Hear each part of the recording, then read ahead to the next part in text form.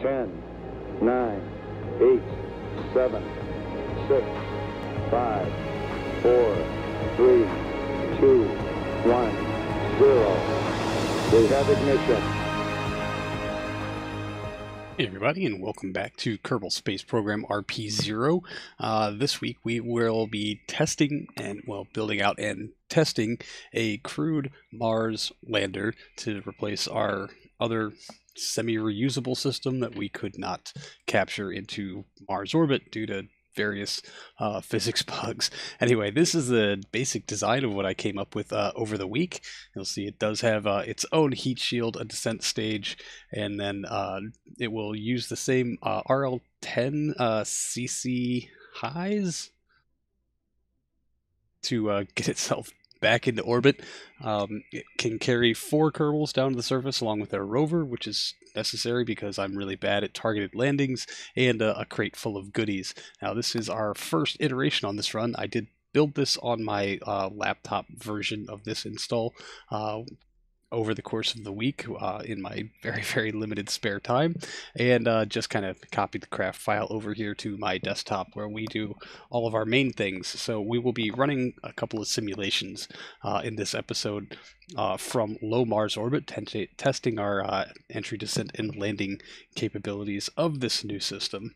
Now, basically, this is designed to arrive at Harmonia Station as you see it, basically.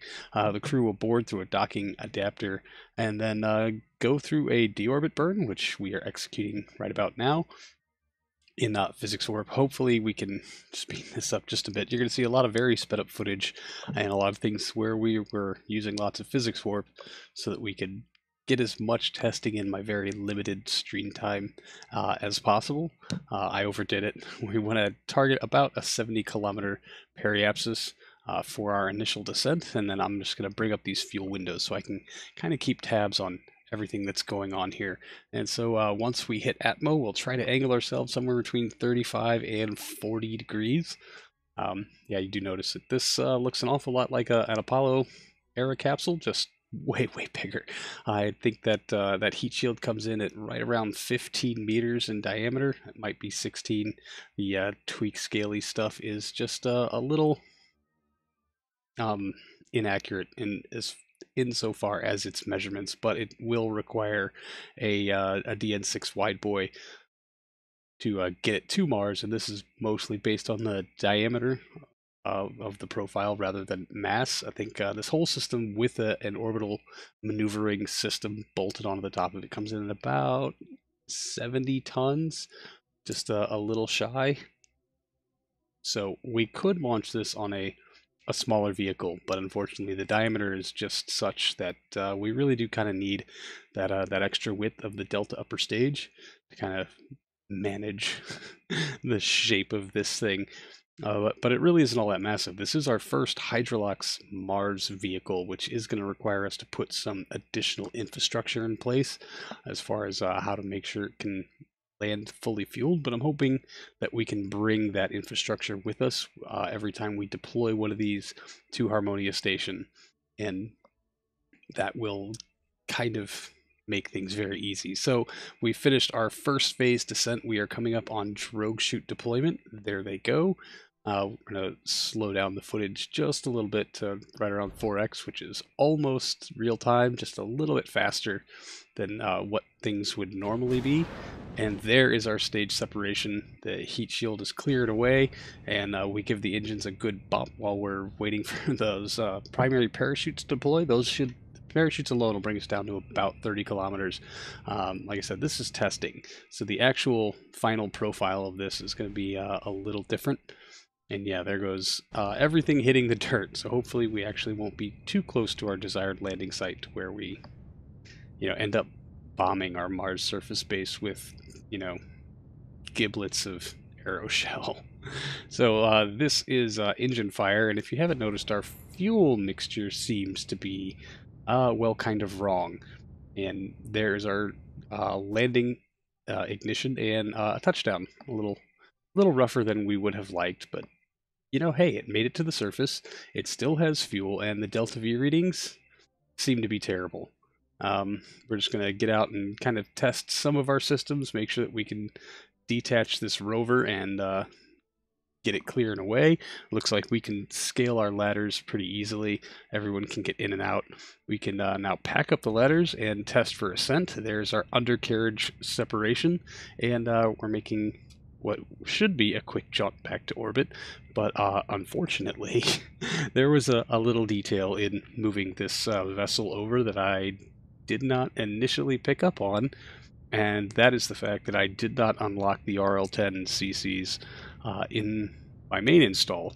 We're using RL10 base, which is why our fuel mixture is so incredibly wrong, and our delta V stats are just, bad. And this does in fact lead to a single engine failure, which we had not accommodated for. So that's going to take some adjusting, but basically this simulation is over. We're going to jump back into the VAB and fix what problems we can here. Namely, we're going to get the engines set to the correct one. Which does require kind of dismantling this a little bit. Firstly, we reconfigured the engine to the proper engine, which means our mixtures are good. Our delta V figures eventually will be coming back to the way they should. But if we want to be able to make this thing compatible with a single engine failure, we need to angle these engines through the center of mass, which does make things a little tricky. It just requires a little bit more work and paying attention to stuff. We're going to give ourselves an extra little oomph thruster to kind of help out. There's our engine reconfiguration, and now, suddenly we have 4.6 kilometers per second of delta V available in just our ascent stage here. So we're gonna try to make this thing compatible, or rather safe, I should say, if we have a single engine failure, that the crew can still limp it to orbit on one engine. Now, I mean, obviously, if both engines fail, we're kind of, there's nothing we can do there.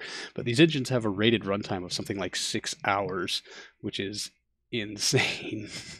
But we do need to make sure that we have enough clearance between these engines that we can still build out the undercarriage.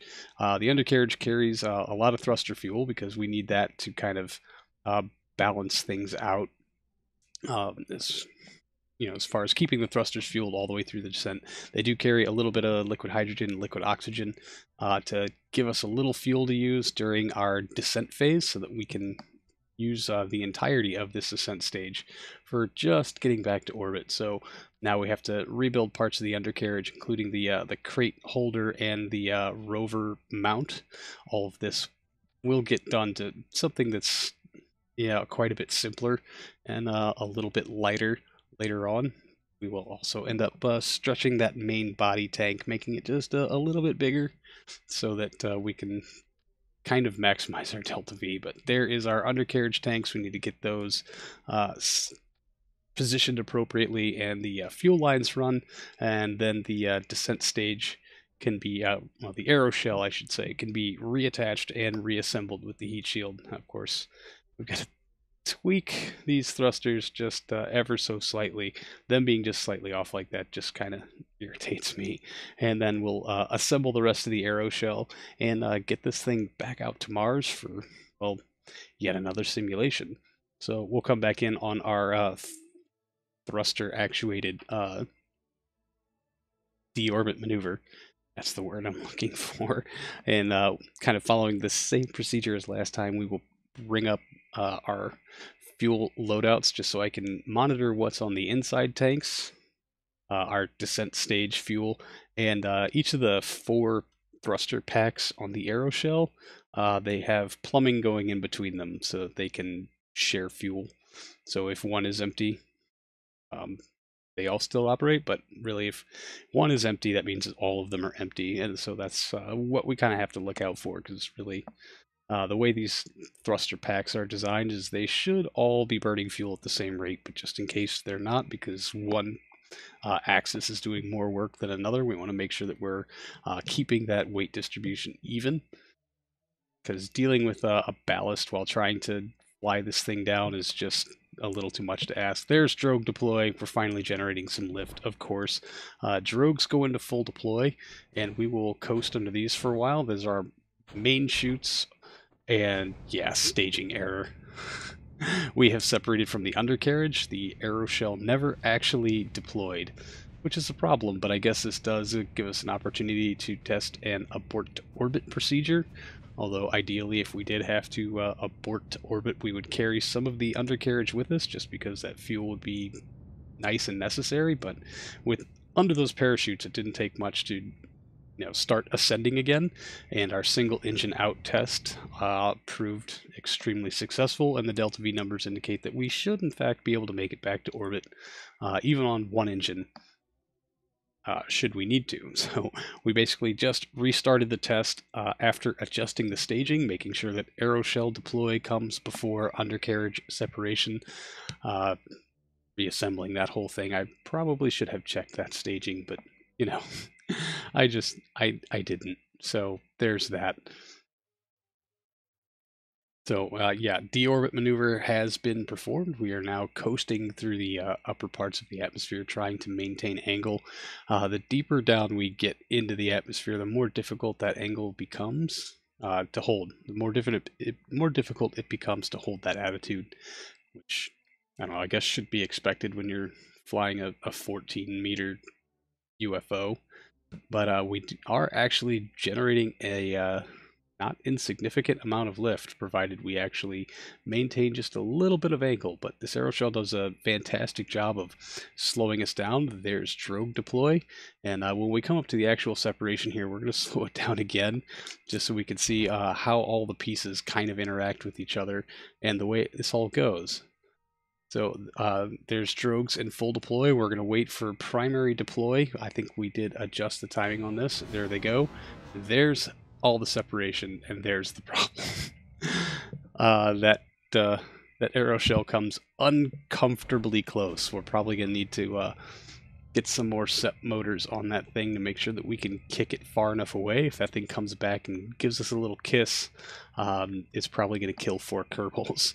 So we've also lowered the altitude at which the primary parachutes go to full deploy, so that we just get that bump of the engines at separation, then we can shut them down till we get to just below 1 kilometer, and then fire them back up again going full bore, and just hopefully riding that very, very gently, almost all the way down to the surface. A little bit of throttling because we're still trying to figure it out. Boop, boop, touchdown. That one was much nicer, much smoother than before. So now that we have the proper engines, we're going to do a ascent test. Yeah, we have some separation issues on our rover, but we'll deal with that later. We took the undercarriage up with us for a minute just to see how much fuel we could get out of it, make sure we could still launch with it attached should we need to. And then we're going to go ahead and try to push ourselves all the way to orbit on this. I forgot how well this test actually ran, or if it did run, but we've got the appropriate altitude. I always try to target a 200 by 200 on these maneuvers, and there's our orbital insertion burn complete with about 200 meters per second left for docking and rendezvous. It's within spec, but it's a little too close for comfort, to be real honest with you. I would like just a little more leeway on that. So we'll jump right back into the VAB. This is actually a stream I did surprisingly earlier this week, which includes the space beans, the orange tanks at the top, which carry spare liquid hydrogen, spare nitrogen tetroxide, and will be responsible for getting this from post-orbital insertion to rendezvous, and then refueling it, getting it ready for the crew to take the ride back home. But since we have it here, we used it for our deorbit maneuver. That makes things so much better. There have been numerous changes to this design over the course of the week, since the last bit of it you saw all of like 15 seconds ago, but we'll cover some of that as we start to bring them up. Generally, the things that are the same: the aero shell, the thrusters, the undercarriage, mostly the same. Our methods for deploying our rover and our box crate are different, but not terribly so. This is the version with the stretched tanks. Thruster placement has been tuned, engine placement has been tuned, and I think this is a final iteration on this design. There's drogue deploys slowing us down very, very nicely, and yeah, a little bit of a mishap there. I think I separated long after our parachutes had gone into full deploy, causing that kind of wobbly sidewaysiness, but The rest of the procedure seems to work. There's engine ignition as we cross the 800-meter mark. We're just going to make sure that we can get down below 10 meters per second descent. We'd like to have that crossed right at about the 100-meter mark, where we can then use our accessory undercarriage thrusters to slow us down for a very nice, soft, gentle 1.9 meter per second touchdown, which works out quite well. Our deployment of things works great. Unfortunately, pilots refuse to lift things or use tools ever, and we didn't bring an engineer for this simulation, so we're just going to go right back to abort to orbit testing. There's our undercarriage separation shortly after liftoff, making sure that we litter Mars as effectively as possible. And this time I'm actually trying to get a good ascent profile instead of just going up and then turning right. Yeah, flight profiles on Mars, not that different. One problem we did pick up on this stream is our very top thrusters, those near the docking port, are not firing at all ever. They are configured correctly. They have access to fuel. They just have chosen not to work this time, which is frustrating as all hell because I really need them to work. They do help us hold our attitude, and they help keep the spacecraft in line instead of doing all this jiggling. So with 350 meters per second left in the tanks, we just use RCS to top off our orbit. 271 by 212 is not bad. Now we're going to turn to yet another simulation. This is the DN6 Delta. This is our big heavy wide boy lifter that is going to be responsible for getting this system into Earth orbit and then boosted off to Mars. And this footage we've sped up as much as we can because the frame rate is just awful. I think this is sped up 16x, and we're barely running faster than real time. Yeah, and the frame rate will improve as we shed parts. KSP just being super KSP, it's just a thing. And I actually have not flown a traditional rocket in such a long time, I've kind of forgotten how. I got the ascent profile very, very wrong on this. I think playing the How Not to RP1 addendum series with its Mech Jeb peg guidance has spoiled me oh so much. So yeah, it was interesting to try to remember how to fly this thing on the way back up, and also almost forgetting that I do in fact have SRBs on this, which is responsible for our 1.3 liftoff thrust to weight ratio.